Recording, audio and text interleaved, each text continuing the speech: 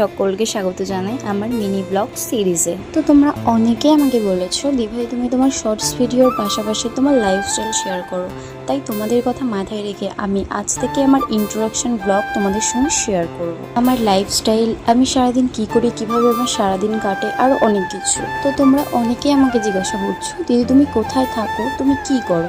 চলো আজকে তোমাদের সব প্রশ্নের উত্তর দেব। তার আগে বলে রাখি, যারা আমাকে পছন্দ করো না তারা প্লিজ এই ভিডিওটা স্কিপ করে চলে যেতে পারো। জানো তো জীবনটা অনেক ছোট। এই ছোট্ট জীবনে আমরা আমাদের আশেপাশের মানুষগুলোকে খুশি করতে করতে নিজের খুশি, নিজের সুখকে খুব সহজে বিসর্জন দিয়ে ফেলি। এই কারণে না মাঝে মধ্যে একটু সেলফিশ হতে হয়।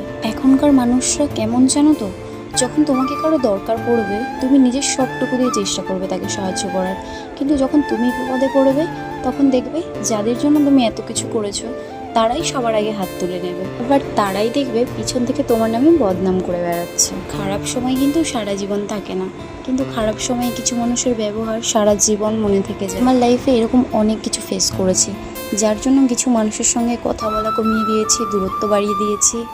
যাকগে সেসব কথা পরে কোনো এক সময় বলা যাবে। তো আজকে আমি তোমাদের সঙ্গে আমার সকালে কাটানো কিছু মুহূর্ত শেয়ার করব। তো তোমরা অনেকে জানতে চেয়েছিলে আমার বাড়ি কোথায়। আমার বাড়ি হচ্ছে নবদ্বীপে।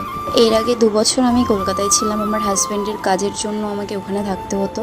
তো এখন আমি রিসেন্ট এখানে কিছুদিন হলো এসেছি। আমাদের ঘরের কাজ এখনও পুরোপুরি কমপ্লিট হয়নি, কিন্তু তার আগে কিছু সমস্যার জন্য আমাদেরকে কলকাতা থেকে নবদ্বীপ চলে আসতে হয়েছে। জানো তো সকাল হলেই না রোজ দিন আমাকে এই জিনিসগুলো মুছে রাখতে হয়, কারণ এই জিনিসগুলো আমার প্রচণ্ড শখের জিনিস। আমি যখন বিয়ে করেছিলাম 2 বছর আগে, তখন না আমি খালি হাতে কলকাতায় গেছিলাম আমার হাজব্যান্ডের সাথে। আস্তে আস্তে কাজ করতে করতে আমি টুকটুক করে একটা একটা করে সব জিনিস কিনি। শূন্য থেকে শুরু করেছিলাম, আর তারপর আস্তে আস্তে একটা একটা করে সব জিনিস আমি কিনেছি। ঘর যেমনই হোক না কেন, ঘরের জিনিসগুলোকে যদি তুমি সবসময় গুছিয়ে সুন্দর করে রাখো না, ঘর দেখতে এমনিই সুন্দর লাগে। আর আমি যখন যেখানে থাকি তখন সেই জায়গাটা আমি সবসময় পরিষ্কার পরিচ্ছন্ন করে রাখি। তো ঘর গোছাতে আমার ভীষণ ভালো লাগে। আর কিছুদিন ঘর কমপ্লিট হয়ে গেলে তখন নিজের মনের মতো করে ঘর আমি সাজাবো। ঘরের কাজ সেরে এখন আমি চলে এসেছি ব্রাশ করতে। সকালবেলা ব্রাশ করে দেন আমি এখন ফ্রেশ হয়ে চলে এসেছি। তারপর এখন তোমাদের সঙ্গে শেয়ার করব রোজ সকালে আমি কি খাই। তো সকালবেলা মামুনি আমাকে ছাতুর শরবত করে দিয়েছিল, আর জানো তো এটা খুবই ভালো, রোজ দিন আমি খাই। দেন আমি চলে গেছিলাম ছাদে। দেখতেই পাচ্ছ আজকে ওয়েদারটা কতটা সুন্দর লাগছে। জানো তো আজকে না ভীষণ গরম পড়েছে। তো আমি ছাদে এসেছিলাম জামা কাপড় তুলতে।